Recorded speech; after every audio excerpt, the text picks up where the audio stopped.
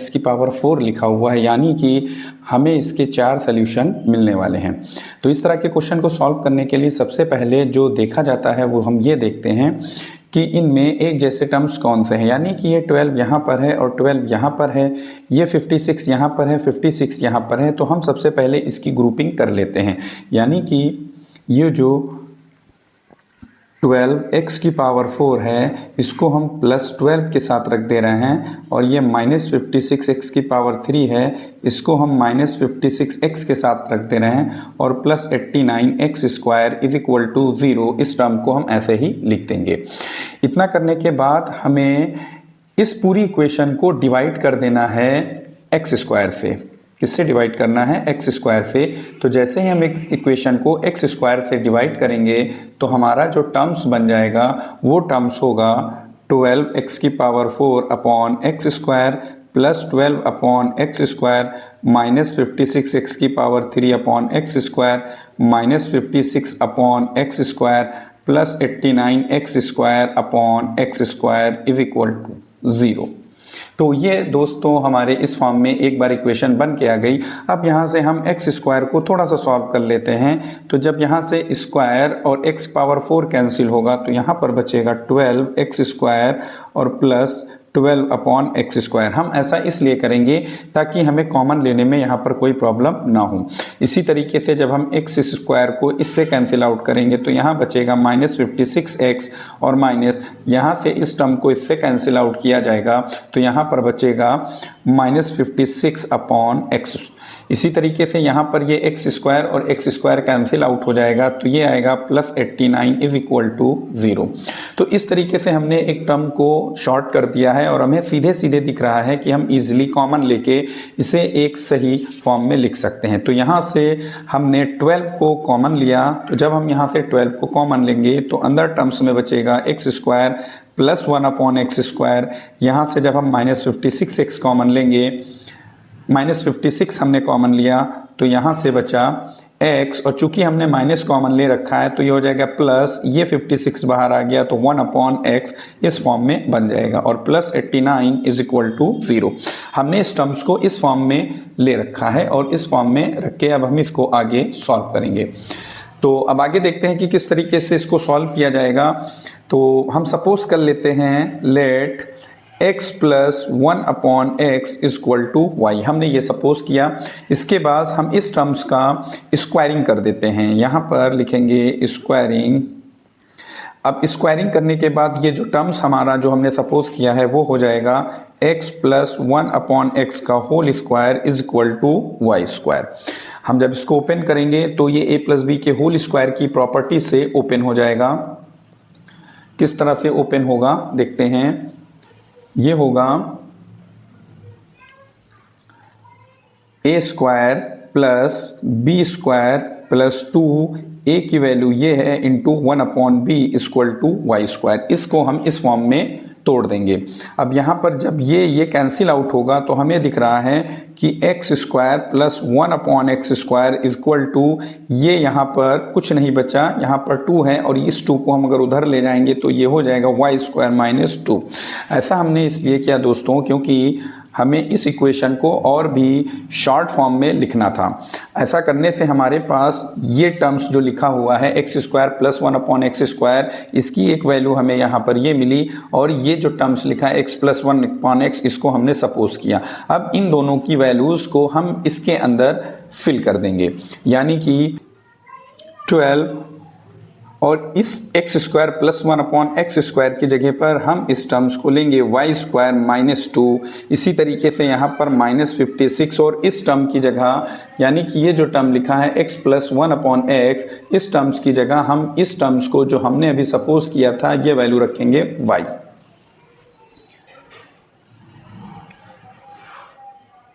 Y plus 89 is equal to 0। अब इसको हम ओपन करेंगे और इजिली इसको सॉल्व कर लिया जाएगा।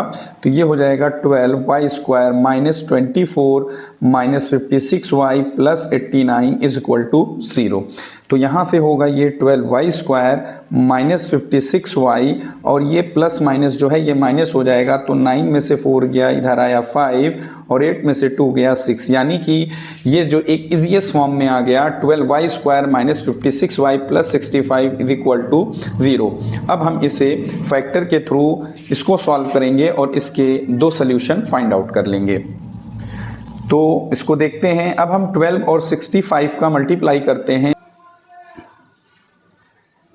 यानी कि 65 और 12 को मल्टीप्लाई करेंगे तो ये आता है 780, यानी कि हमें 780 के ऐसे फैक्टर करने हैं जो कि हमें जोड़ने पर 20 में 56 मिल जाए।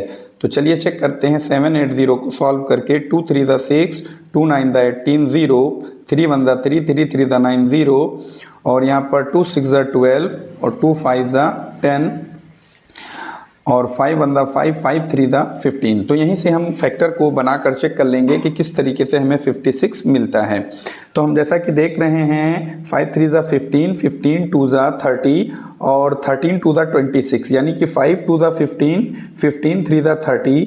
जब हम 30 को मल्टीप्लाई करते हैं 13 टू द 26 से, तो ये मिलके आता है 780, और इनको ऐड करने पर हमारा जो फैक्टर बन रहा है वो 30 26 मिलके 56, यानी यही इसका फैक्टर बनेगा। तो आगे सॉल्व करते हैं। 12y square minus 30 plus 26 y plus 65 is equal to 0। तो ये हो जाएगा 12y square minus 30y minus 26y plus 65 is equal to 0। तो यहाँ से अब जो हमें कॉमन दिखाई दे रहा है वो कॉमन दिख रहा है 6y। जब यहाँ से 6y कॉमन लिया जाएगा तो यहाँ पर बचेगा 2y माइनस 5। इसी तरीके से 26 और 65 में 13 कॉमन हो गया, तो यहाँ बचा y और ये माइनस हो जाएगा, और 13 5 ज़ा 65। तो यहाँ से हाँ, यहाँ पर ये 2y होगा। तो यहाँ से दोनों ब्रैकेट्स जो हैं वो सेम हो गए हैं, यानी कि 2y माइनस 5 एक ब्रैकेट में और ये 6y माइनस 13 दूसरे ब्रैकेट में इज इक्वल टू 0 रखा जाएगा। इसके बाद हम इसको 2y minus 5 is equal to 0, यानी कि 2y is equal to 5, y is equal to 5/2 एक फैक्टर यहाँ से हम फाइंड आउट कर लेंगे। इतना करने के बाद हम दूसरे फैक्टर को सॉल्व करेंगे। 6y minus 13 is equal to 0, तो 6y इज इक्वल टू 13, तो y इज इक्वल टू 13/6। इस इक्वेशन को जो कि सॉल्व करने के बाद हमें यहाँ पर इसके दो सोल्यूशन मिले हैं।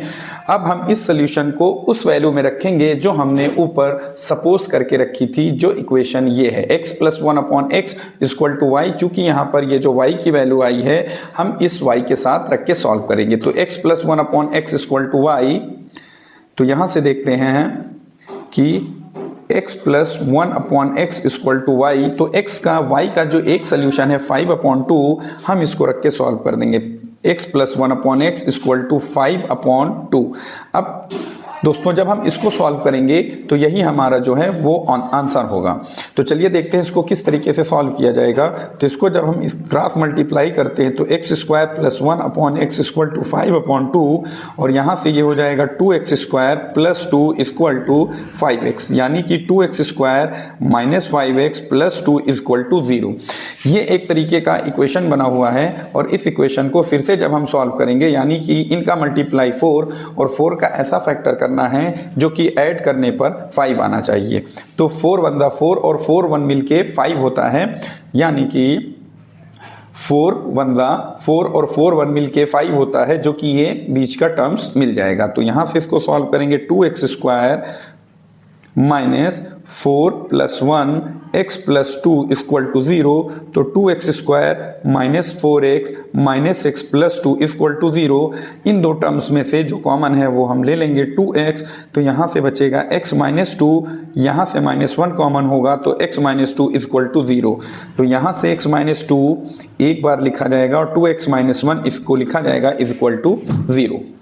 तो इस तरीके से दोस्तों हमने एक टर्म्स जो कि x माइनस 2 और 2x माइनस 1 निकाला है। तो यहाँ से जब इसको सॉल्व किया जाएगा तो ये आएगा x इक्वल टू, और इस टर्म को सॉल्व करेंगे तो ये आएगा x इक्वल टू 1/2। अब बारी आती है दूसरे टर्म्स की, जो एक और बचा हुआ है वो क्या है, इसको भी सॉल्व करके देखते हैं। तो ये x plus 1/x equal to y, चूंकि यहाँ पर जो हमारा दूसरा आंसर 13/6 आया था, इस फैक्टर को भी सॉल्व किया जाएगा। तो इसको सॉल्व करने पे हो जाएगा x square plus 1/x equal to 13/6। तो यहाँ से मल्टीप्लाई करने पर 6x square plus 6 equal to 13x, यानी कि 6x square minus 13x plus 6 equal to 0। यानी कि हमें इसके ऐसे फैक्टर बनाने हैं जो कि ऐड करने पर 13 आना चाहिए। तो 6 6 है 36, तो 36 को जब हम देखते हैं 9 इंटू 4, यानी कि 9 4 36 और 9 4 मिल के ये बीच का टर्म्स मिल जाएगा। तो यही इसका फैक्टर होगा। 6x square minus 9 plus 4 x plus 6 equal to 0। तो यहाँ से हो जाएगा 6x square minus 9x minus 4x plus 6 equal to 0, यानी कि 3x यहाँ से कॉमन हो जाएगा। तो 2x माइनस 3 माइनस 2 कॉमन होगा, तो 2x माइनस 3। तो 2x माइनस 3 एक ब्रैकेट में और 3x माइनस 2 एक ब्रैकेट में।